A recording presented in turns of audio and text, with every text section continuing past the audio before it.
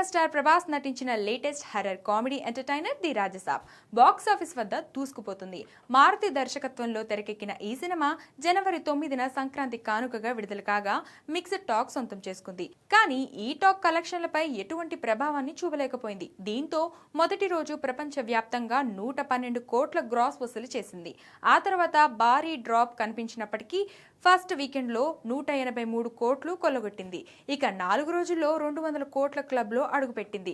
మొత్తంగా 4 రోజుల్లోనే ప్రపంచవ్యాప్తంగా 201 కోట్ల గ్రాస్ మార్కుని అందుకున్నట్లుగా మేకర్స్ తెలిపారు. దీంతో 200 కోట్ల క్లబ్లో 7 సినిమాలున్న ఏకైక హీరోగా రికార్డ్ క్రియేట్ చేశాడు డార్లింగ్. అది కూడా బ్యాక్ టు బ్యాక్ రాబట్టాడు. బాహుబలి 1, బాహుబలి 2, సాహో, ఆదిపురుష్, సలార్, కల్కి, రాజసాబ్ సినిమాలు 200 కోట్ల క్లబ్లో ఉన్నాయి. అలాగే ఇండియన్ బాక్స్ ఆఫీస్ దగ్గర 6 సినిమాలతో 100 కోట్లు ఓపెనింగ్స్ రాబట్టిన హీరోగా సంచలన రికార్డ్ క్రియేట్ చేశాడు.